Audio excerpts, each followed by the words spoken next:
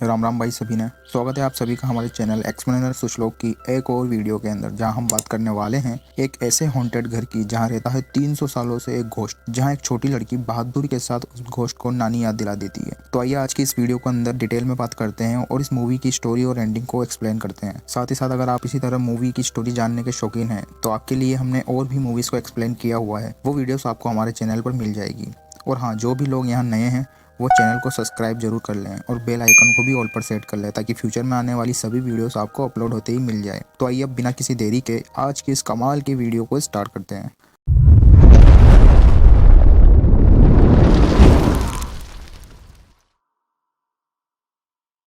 कहानी की शुरुआत में हम सेंटरविल नाम के भूतिया मेंशन को देखते हैं, जहां लॉर्ड मुनरो नाम का आदमी नया नया शिफ्ट हुआ था। लॉर्ड मुनरो से पहले सेंटरविल में कई सारे लोग रहने आए, पर मेंशन के घोस्ट से डरकर भाग गए थे, क्योंकि मेंशन में सर साइमन की आत्मा इधर उधर घूमती रहती थी। लॉर्ड मुनरो अपने टेडी बियर के साथ कमरे में सोने के लिए जाने लगते हैं, तभी एक कौवे की खिड़की से टकराने से वह डर जाते हैं। लॉर्ड मुनरो इस बात पर ज्यादा ध्यान नहीं देते और कमरे की तरफ बढ़ने लगते हैं। तभी सेंटरविल मेंशन में रहने वाली साइमन की स्पिरिट बाहर आकर घूमने लगती है, जिससे लॉर्ड मुनरो काफी ज्यादा डर जाते हैं और अपने टेडी बियर टिप्स के साथ वहां से भागने लगते हैं। सर साइमन कालीन से लॉर्ड मुनरो पर अटैक करने की कोशिश कर रहा था, जिससे मुनरो का टेडी बियर भी नीचे गिर जाता है। जब मुनरो उसे वापस उठाने जाते हैं तो सर साइमन की वजह से लॉर्ड मुनरो का टेडी बियर भी अब बातें करने लगता है और मुनरो से कहता है कि तुम इस मेंशन को छोड़कर चले जाओ। लॉर्ड मुनरो यह सब देखकर बुरी तरह से डर जाते हैं, लेकिन अब उन्हें पता चल गया था कि टिप्स ये सब घोस्ट की वजह से कर रहा है, इसलिए टिप्स को लेकर वो वहां से भागते हैं। अगले सीन में हम हायराम नाम के एक अमेरिकी रॉयल फैमिली मेंबर को देखते हैं, जो अपनी फैमिली के साथ नया नया इंग्लैंड में रहने आया था।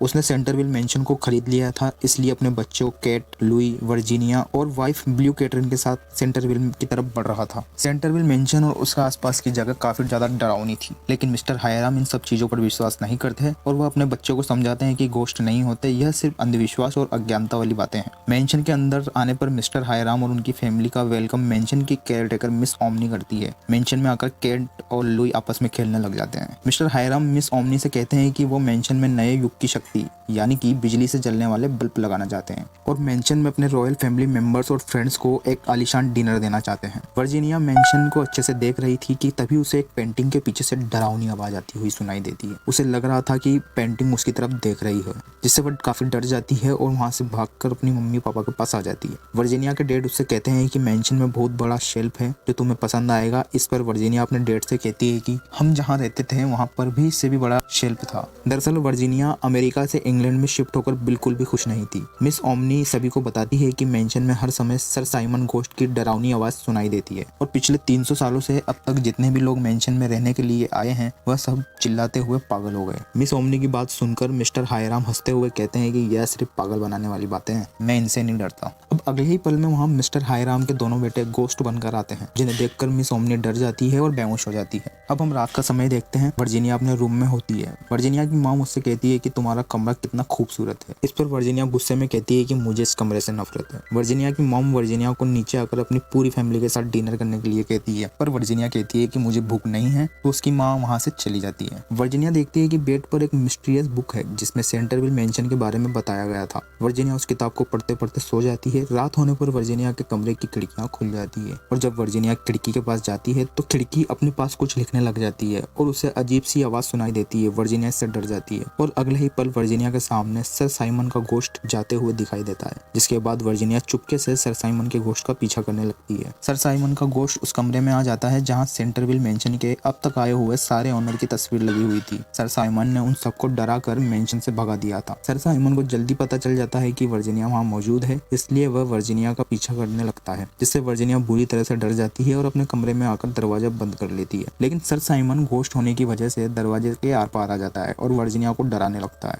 लेकिन वर्जीनिया सर साइमन के घोस्ट से बिल्कुल भी नहीं डरती। सर साइमन घोस्ट यह देखकर पूरी तरह से हैरान था कि आखिर ये लड़की डर क्यों नहीं रही है, क्योंकि वर्जीनिया जानती थी कि यह घोस्ट उसका कुछ नहीं बिगाड़ सकता। वह उससे कहती है कि मेरी फैमिली में से कोई भी तुमसे नहीं डरता, इसलिए हमें डराना बंद करो, और उसे चैलेंज देती है कि अगर तुम में हिम्मत है तो मेरी फैमिली को डरा कर दिखाओ। सर साइमन घोस्ट कहता है कि मैं तुम्हारी फैमिली को आज ही डरा कर मेंशन के बाहर भेज दूंगा। तुम्हारी फैमिली का अभी वही हाल होगा जो बाकी फैमिली का हुआ है और तुमने अपने सामान को यहाँ जमाने की कोई जरूरत नहीं है, क्योंकि तुम जल्द ही अपनी फैमिली के साथ वापस चली जाओगी। अब सर साइमन का घोस्ट मिस्टर हायराम को डराने के लिए उसके कमरे में आ जाते हैं, लेकिन मिस्टर हायराम और उनकी वाइफ भी सर साइमन के घोस्ट से नहीं डरते और मिस्टर हायराम सर साइमन के घोस्ट को अपने कमरे में प्राइवेसी बोलकर उन्हें कमरे से बाहर निकाल देते हैं। सर साइमन के घोस्ट को कुछ भी समझ में नहीं आ रहा था कि आखिर ये चल क्या रहा है, ये फैमिली मुझसे डर क्यों नहीं रही है। कमरे से बाहर आने पर उसे मिस्टर हायराम के दोनों बेटे मिलते हैं, जिन्हें देखकर वो सोचते हैं कि ये तो बच्चे हैं, मैं इन्हें जरूर डरा दूंगा। लेकिन वो बच्चे उससे नहीं डरते, उनके सर से फुटबॉल खेलना शुरू कर देते हैं। सर साइमन का घोस्ट बहुत मुश्किल से बचकर अपने सीक्रेट कमरे में आ जाता है, जहाँ पर एक स्कल सर साइमन के घोस्ट से कहता है कि अब उनकी पावर खत्म होती जा रही है क्योंकि उनको मरे हुए लगभग 300 साल बीत चुके हैं। सर साइमन का घोस्ट यह सुनकर बुरी तरह से हैरान था कि सच में इतना समय बीत गया। अगली सुबह हम देखते हैं कि वर्जीनिया जब मेंशन से बाहर अपने घोड़े पर बैठकर घूमने निकलती है तो रास्ते में उसे किसी के चिल्लाने की आवाज सुनाई देती है और वह देखती है कि एक लड़का अपने घोड़े पर बैठकर तेजी से आगे बढ़ रहा है और जोर जोर से चिल्लाकर मदद मांग रहा है, क्योंकि उस लड़के को हॉर्स राइडिंग करना नहीं आता था और हॉर्स उसे लेकर खाई की तरफ निकल रहा था। वर्जीनिया देखकर उस लड़के की मदद के लिए जाती है और उसके घोड़े पर बैठकर खाई में गिरने से पहले ही उसे बचा लेती है। वो लड़का उसे बताता है कि मेरा नाम हेनरी है, वर्जीनिया की तरह ही एक रॉयल फैमिली का फैमिली मेंबर है। वर्जीनिया और हेनरी जल्द ही एक अच्छे दोस्त बन जाते हैं और वर्जीनिया हेनरी को सेंटरविल में आने के लिए न्योता देती है। पर हेनरी ये देखकर पूरी तरह से हैरान था कि वर्जीनिया सेंटरविल मेंशन में रहती है, क्योंकि हेनरी यह जानता था कि सेंटरविल मेंशन एक हॉन्टेड पैलेस है, इसलिए वर्जीनिया के साथ मेंशन में जाने से डर जाता है। रास्ते में एक काला कौवा हेनरी पर हमला करके उसे घोड़े से नीचे गिरा देता है। वर्जीनिया इस दौरान रास्ते में एक रहस्यमय गार्डन को भी देखती है, जिसका दरवाजा बंद था, इसलिए हेनरी की मदद से गार्डन के दीवार के ऊपर चढ़ जाती है, जहाँ से वो देखती है कि गार्डन में एक माली काम कर रहा है। वर्जीनिया उस माली के बारे में और भी अधिक जानना चाहती थी, इसलिए इस दौरान वह हेनरी की तरफ देखकर उससे कुछ बातें करती है। इतने समय में गार्डन का माली वर्जीनिया के पास आ जाता है और उसे देखकर वर्जीनिया पूरी तरह हैरान थी। गार्डन का माली एक गुलाब के फूल को कट करता है, जिससे वर्जीनिया बेहोश होकर दीवार से नीचे गिर जाती है। दरअसल गार्डन का मालिक कोई और नहीं बल्कि एक देता आदमी था। वह मिस्ट्रेस गार्डन नहीं बल्कि एक डेथ गार्डन था। कुछ समय बाद वर्जीनिया होश में आ जाती है, जिसके बाद वर्जीनिया के मना करने के बावजूद भी हेनरी उसके लिए चाय लेने चला जाता है और कहता है कि चाय हमेशा लोगों को ठीक करने में मदद करती है। वर्जीनिया अपने सामने उसी काले कौवे को देखती है जिसने हेनरी पर हमला करके उस घोड़े से नीचे गिरा दिया था। वर्जीनिया उस काले कौवे का पीछा करने लगती है, जिससे वह एक तालाब के ऊपर बने टूटे हुए पुल पर आ जाती है। वर्जीनिया को पानी में एक लॉकेट दिखाई देता है, जिसे लेने के लिए वह पानी में कूद जाती है, लेकिन जब वह लॉकेट लेकर बाहर आने लगती है तो तालाब के पौधे वर्जीनिया को पकड़कर तालाब में डुबोकर मारने की कोशिश करते हैं। लेकिन समय रहते ही वहाँ हेनरी आ जाता है, जो वर्जीनिया को बचाकर बाहर ले आता है, जिससे वर्जीनिया की जान बच जाती है। वर्जीनिया हेनरी के साथ सेंटरविल मेंशन में आती है, जहाँ पर जब वह गार्डन के बारे में मिस ओमनी को बताती है तो मिस ओमनी वर्जीनिया की बात सुनकर पूरी तरीके से हैरान थी, क्योंकि पिछले 30 सालों से उस गार्डन में कोई भी माली नहीं था। वर्जीनिया जब तालाब में मिले लॉकेट को खोलती है तो उसमें सर साइमन और उसकी वाइफ एलेनोर की फोटो थी। मिस ओमनी वर्जीनिया को बताती है कि एलेनोर और सर साइमन एक दूसरे से प्यार करते थे, लेकिन 300 साल पहले सर साइमन ने अपनी वाइफ एलेनोर को तालाब में डुबोकर जान से मार दिया और तभी से सर साइमन की आत्मा भटक रही है। वर्जीनिया यह सुनकर हैरान होती है और कहती है कि सर साइमन और एलेनोर साथ में खुश लग रहे हैं। अब वहाँ पर वर्जीनिया के दोनों ब्रदर अपनी मॉम के साथ आ जाते हैं, जो अपने मॉम से वर्जीनिया की शिकायत करते हैं और उसे पनिश करने के लिए कहते हैं, पर उनकी मॉम ये बात नहीं सुनती और खुश होती है कि हेनरी वर्जीनिया के साथ है और उसे वर्जीनिया की जान बचाने के लिए थैंक्स कहती है। पर वर्जीनिया को यह सब अच्छा नहीं लगता और वह हेनरी को वहाँ से जाने के लिए बोल देती है। अगले सीन में हम सर साइमन घोस्ट को देखते हैं, जो एक स्कोलेट की मदद से मिस्टर हायरम को डराना चाहता था, इसलिए उसने अपने सर को निकालकर वह स्कोलेट लगा लिया था। उस समय हायरम लैब में कुछ एक्सपेरिमेंट कर रहे थे, तभी सर साइमन वहाँ आ जाते हैं और हायरम को डराने की कोशिश करते हैं, पर हायरम बिल्कुल भी नहीं डरते और उसको फोटो क्लिक कर लेते हैं, जिससे सर साइमन खुद डर जाते हैं और बहुत दुखी होते हैं। हायरम उन्हें अपने इलेक्ट्रॉनिक डिवाइस से दूर रहने के लिए कहते हैं, लेकिन साइमन कहते हैं कि मैं घोस्ट हूँ और मैं चाहूँ जिस चीज को छू सकता हूँ, और वह उस डिवाइस को छू लेते हैं, जिससे उन्हें तेज बिजली के झटके लगते हैं। हायरम अपने डिवाइस बंद करके उसे बचाता है। सर साइमन अब दुखी होकर वहाँ से चले जाते हैं। अगले सीन में वर्जीनिया को देखते हैं, जो बुक में सर साइमन और उनकी वाइफ के बारे में पढ़ रही थी, और अब वह सर साइमन को दुखी मन से जाते हुए देखती है तो खुद भी सर साइमन के घोस्ट का मजाक बनाने लगती है। सर साइमन का घोस्ट वर्जीनिया के गले में अपनी वाइफ एलेनोर का लॉकेट देखता है तो उसे लॉकेट को मांगने लगता है और कहता है कि यह लॉकेट मेरी वाइफ का है। वर्जीनिया कहती है मैं तुम्हें लॉकेट नहीं दूंगी, तुमने अपनी वाइफ को पानी में डुबोकर मार दिया था। सर साइमन दुखी होते हैं और उसे बताते हैं कि मैंने अपनी वाइफ को नहीं मारा, हर कोई मुझे गलत समझता है, पर यह सच्चाई नहीं है। वो बताते हैं कि हजारों सालों पहले मैं एक एक्टर हुआ करता था और मैं एलेनोर के साथ रिहर्सल करता था। हम दोनों एक दूसरे से बहुत प्यार करते थे और वह मेरी प्रेरणा थी। मैं एक दिन गार्डन के पुल के पास परफॉर्म करने वाला था, इसलिए मैंने एलेनोर को पुल पर खड़े होकर मुझे प्रोत्साहित करने को कहा, पर वह पुल काफी कमजोर था, जिससे वो पानी में गिर गई। मैंने उसे बचाने की कोशिश की, पर मेरे कपड़े झाड़ियों में फंस गए और मैं कुछ देर बाद पानी में कूद पड़ा, लेकिन मुझे एलेनोर कहीं नहीं मिली और मैं उसी गिल्ट की वजह से 300 सालों से एक भूत बनकर घूम रहा हूँ। सर साइमन उससे काफी दुखी होते हैं। वर्जीनिया उन्हें नॉर्मल करने के लिए कार में बिठाकर ट्रिप पर लेकर जाती है। वो दोनों साथ में खूब मस्ती करते हैं। सर साइमन भी कार को ड्राइव करने लगते हैं, जिससे वो दोनों काफी खुश थे। वर्जीनिया पास के गांव की तरफ जाने लगती है, पर सर साइमन मेंशन के गेट के बाहर नहीं जा सकते थे। अगले दिन वर्जीनिया आलमंड ट्री के पास जाती है, क्योंकि उसे सर साइमन की बुक से पता चला था कि आलमंड ट्री सर साइमन की स्टोरी से काफी ज्यादा कनेक्ट है। वर्जीनिया देखती है कि आलमंड ट्री के ऊपर सर साइमन और एलोनोर के नाम का फर्स्ट लेटर लिखा हुआ था। वहाँ पर सर साइमन भी आ जाते हैं, जो वर्जीनिया को तलवार चलाना सिखाते हैं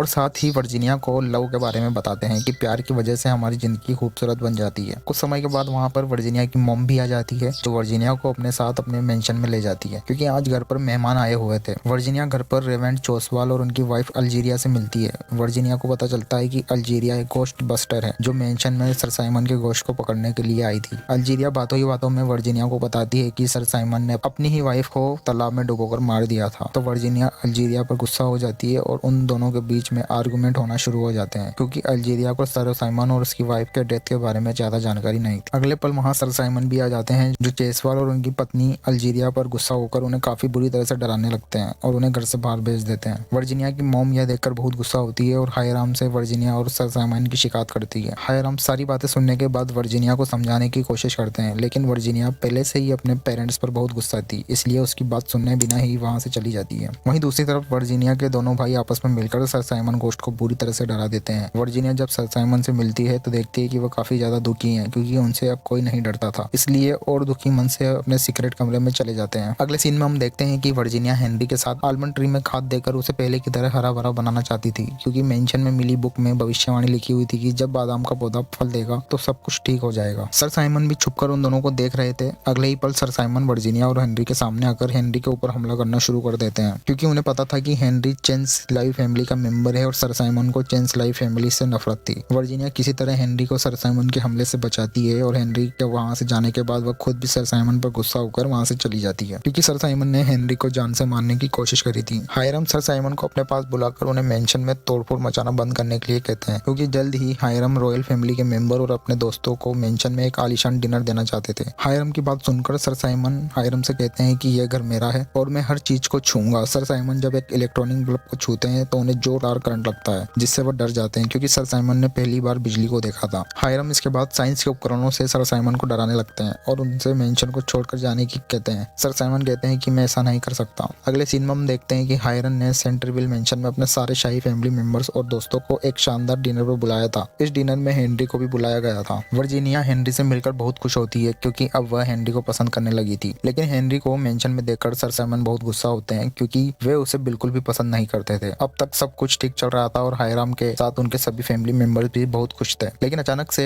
वहां पर बिजली चली जाती है और वहां पर पंपकिन हेड गोस्ट आ जाता है, जिसे देखकर सभी लोग डर जाते हैं। हायराम सभी को समझाते हैं कि डरने की कोई बात नहीं है, क्योंकि यह उनके दोनों शरारती लड़के कर रहे थे। लेकिन अगले ही पल पंपकिन गोस्ट साइमन में बदल जाता है, जो हेनरी के मेंशन में आने की वजह से काफी ज्यादा गुस्से थे और चारों तरफ तबाही मचाना स्टार्ट कर देते हैं। सर साइमन मेंशन में आए मेहमानों पर हमला करने के साथ ही हेनरी को अपनी तलवार से मारने की कोशिश करते हैं, लेकिन वर्जीनिया उसे ऐसा करने से रोक लेती है। सर साइमन मेंशन में आग लगा देते हैं और वर्जीनिया के दोनों भाइयों को मारने की कोशिश करते हैं। वर्जीनिया किसी तरह हेनरी की मदद से अपने दोनों भाइयों को बचाकर वहां से बाहर निकाल लेती है, लेकिन इस दौरान हेनरी मेंशन में फंस जाता है। हेनरी को बाहर न पाकर वर्जीनिया हेनरी को ढूंढते हुए मेंशन के अंदर जाती है, जहां पर लगातार आग बढ़ती जा रही थी। हेनरी और वर्जीनिया को मुसीबत में देखकर सर साइमन को अपनी गलती का एहसास होता है। सर साइमन मेंशन की सारी आग को अपने अंदर संभाल कर बुझा देते हैं और बाहर जाने का रास्ता क्लियर करके वर्जीनिया और हेनरी को वहां से जाने देते हैं, लेकिन अब वर्जीनिया सर साइमन के ऊपर काफी ज्यादा गुस्सा थी। अगले सीन में हम देखते हैं कि हायराम ने सर साइमन के द्वारा की गई तबाही से गुस्सा होकर एक गोश्त पकड़ने वाली लेडी को बुलाया था, जो कोई और नहीं बल्कि अल्जीरिया थी। वर्जीनिया जब अल्जीरिया के पास गोश्त को मारने वाली पावरफुल गन देखती है तो जल्द ही समझ जाती है कि सर साइमन मुसीबत में है, क्योंकि अल्जीरिया सर साइमन को पकड़कर उन पर एक असाइनमेंट करने वाली थी। सर साइमन को बचाने के लिए वर्जीनिया अपने दोनों भाइयों से मदद मांगती है और उन्हें अल्जीरिया का ध्यान भटकाने को कहती है। वह दोनों इसके लिए तैयार हो जाते हैं। वर्जीनिया सर साइमन को ढूंढने के लिए निकल जाती है। वर्जीनिया के दोनों भाई अपने पेरेंट्स और गोश्त बस्टर लेडी का ध्यान भटकाने की कोशिश करते हैं। वहीं दूसरी ओर वर्जीनिया किसी तरह सर साइमन को ढूंढ लेती है और उन्हें जल्द ही वहां से भागने को लिए कहती है। सर साइमन इस समय काफी ज्यादा दुखी थे, क्योंकि मेंशन छोड़कर नहीं जा सकते थे, और वर्जीनिया को बताते हैं कि क्यों वे पिछले 300 सालों से जाग रहे हैं और अब उन्हें अपनी पत्नी एलोनोर की याद आने लग गई है। सर साइमन वर्जीनिया को बताते हैं कि क्यों वे हेनरी से इतनी नफरत करते हैं, क्योंकि हेनरी के पूर्वज यानी कि उसके ग्रैंडफादर ही ब्रिज काटकर सर साइमन के लिए ट्रैप बिछाया था, पर उसमें सर साइमन की जगह उनकी पत्नी एलोनोर मारी गई थी। हेनरी के ग्रैंडफादर ने सर साइमन के ऊपर एलोनोर की हत्या का इल्जाम लगाया था, था। इसके बाद उन्हें सेंटरविल मेंशन में मौत की सजा सुनाई गई थी। तब से वह जाग रहे हैं। अब जल्दी घोस्टबस्टर लेडी उन तक पहुंचने वाली थी, इसलिए वर्जीनिया सर साइमन को लेकर वहां से निकल जाती है और मेंशन के बाहर मौजूद मिस्टीरियस गार्डन के पास पहुंचती है, क्योंकि सर साइमन से उसे पता चलता है कि गार्डन के अंदर जाने से उनको मुक्ति मिल सकती है। वर्जीनिया गार्डन के बाहर गेट पर लिखे हुए मंत्रों को बोलकर गार्डन का दरवाजा खोल देती है और सर साइमन के साथ अंदर चली जाती है। हालांकि सर साइमन ने वर्जीनिया को पहले ही समझा रखा था कि ऐसा करना उसके लिए खतरनाक साबित हो सकता है, पर वर्जीनिया को उनको मुक्ति दिलानी थी। वहीं दूसरी तरफ हेनरी भी वर्जीनिया से मिलने के लिए मेंशन की तरफ बढ़ रहा था, लेकिन वह सर साइमन की वजह से काफी डरा हुआ था। इसके बाद हम वर्जीनिया के फैमिली मेंबर को देखते हैं, जो वर्जीनिया को ढूंढते हुए गार्डन के गेट के बाहर आ जाते हैं, जहां पर वर्जीनिया उन्हें जमीन पर पड़ी हुई मिलती है। दरअसल जिस गार्डन के अंदर वर्जीनिया साइमन के साथ गई थी वह डेथ गार्डन था। उसमें जाने से पहले आदमी को मरना जरूरी है। डेथ गार्डन में लिखे हुए मंत्रों को पढ़ने के दौरान रिचुअल पूरा हो चुका था, जिसकी वजह से वर्जीनिया की डेथ हो चुकी थी, लेकिन उसे इसके बारे में कुछ भी पता नहीं था। वहीं दूसरी तरफ डेथ गार्डन के अंदर वर्जीनिया और सर साइमन को डेथ एक माली के रूप में मिलता है। वर्जीनिया डेथ से रिक्वेस्ट करती है कि वह सर साइमन की स्पीड को आजाद कर दे। वर्जीनिया की बात सुनकर डेथ इसके लिए राजी हो जाता है, लेकिन बदले में वर्जीनिया को मरना होगा। वर्जीनिया जानकर पूरी तरीके से हैरान होती है कि सर साइमन की आजादी के बदले अब उसे अपनी जान देनी होगी। वर्जीनिया गार्डन से भागने की कोशिश करती, लेकिन इसका कोई फायदा नहीं होता। अब तक हेनरी भी डेथ गार्डन के पास आ गया था, लेकिन वह डेथ गार्डन के अंदर वर्जीनिया को नहीं देख सकता था। इससे पहले कि डेथ वर्जीनिया को मारता, सर साइमन उसके पास आ जाते हैं और उसे एक युद्ध के लिए चैलेंज करते हैं, जिसमें अगर वह जीत गए तो डेथ को उनके साथ वर्जीनिया को भी आजाद करना होगा। डेथ इसके लिए राजी हो जाता है, लेकिन अगर सर साइमन डेथ के साथ फाइट में हारते हैं तो वर्जीनिया की तरह उन्हें भी हमेशा डेथ गार्डन में रहना होगा। सर साइमन और डेथ के बीच एक खतरनाक फाइट स्टार्ट हो जाती है। वहीं डेथ गार्डन के बाहर वर्जीनिया के पेरेंट्स उसे होश में लाने की कोशिश कर रहे थे। गार्डन में फाइट के दौरान डेथ देखते ही देखते एक बड़े ड्रैगन में बदल जाता है, जो बड़ी आसानी से सर साइमन को हरा देता है। लेकिन इससे पहले कि वह सर साइमन को मारता, वर्जीनिया वहां जाकर ड्रैगन से लड़ने लगती है। वर्जीनिया भी डेथ ड्रैगन के सामने ज्यादा देर नहीं टिकती और जल्दी वह डेथ ड्रैगन के सामने हारने वाली थी। लेकिन तभी हेनरी डेथ गार्डन के अंदर आ जाता है और वो वर्जीनिया के साथ डेथ ड्रैगन से लड़ता है। वर्जीनिया हेनरी को वहां देखकर बहुत खुश थी। तभी हम देखते हैं कि वर्जीनिया और हेनरी मिलकर भी डेथ ड्रैगन का सामना नहीं कर सकते थे। तब एक बार फिर से साइमन डेथ से लड़ने लग जाते हैं। दोनों की खतरनाक फाइट होने लगती है, जिससे हम देखते हैं कि डेथ और सर साइमन एक दूसरे के ऊपर तलवार से हमला करके तलवार घुसा देते हैं, जिसकी वजह से यह मुकाबला कोई भी नहीं जीत पाता। साइमन हमेशा के लिए डेथ गार्डन में रहने का फैसला करते हैं और अपने बदले वर्जीनिया और हेनरी को आजाद करते हैं। वादे के मुताबिक डेथ वर्जीनिया और हेनरी को डेथ गार्डन से बाहर जाने देता है। सर साइमन देखते ही देखते एलोनोर की तरह एक स्टैचू में बदल जाते हैं। गार्डन से बाहर आने की वजह से वर्जीनिया अब जिंदा हो गई थी, इसलिए उसके पेरेंट्स उसे देखकर बहुत खुश होते हैं। वर्जीनिया इसके बाद हेनरी के साथ मिलकर डेथ गार्डन का दरवाजा खोलकर अंदर चली जाती है, जहां पर वह सर साइमन के स्टैचू के पास बैठकर रोने लगती है, क्योंकि वह सर साइमन को मिस कर रही थी। अब आलमंड ट्री के वापस से हरे भरे होने और वर्जीनिया के सर साइमन के लिए रोने की वजह से साइमन का श्राप टूट जाता है, जिसकी वजह से वह आजाद हो जाते हैं और अपनी वाइफ एलोनोर से मिलकर बहुत खुश होते हैं। हेनरी, वर्जीनिया और उसके फैमिली मेंबर्स भी यह देखकर काफी खुश होते हैं। वर्जीनिया और हेनरी इसके बाद एक दूसरे से शादी कर लेते हैं और साथ में पूरी दुनिया को एक्सप्लोर करने के लिए निकल जाते हैं। वर्जीनिया और हेनरी के पेरेंट्स उन्हें साथ में देखकर बहुत खुश थे और इसी हैप्पी एंडिंग के साथ यह मूवी यहीं खत्म हो जाती है। तो दोस्तों, अगर आपको यह वीडियो पसंद आई हो तो वीडियो को लाइक करने के साथ साथ चैनल को सब्सक्राइब भी कर लेना। मिलते हैं एक और अच्छी वीडियो के साथ। राम राम।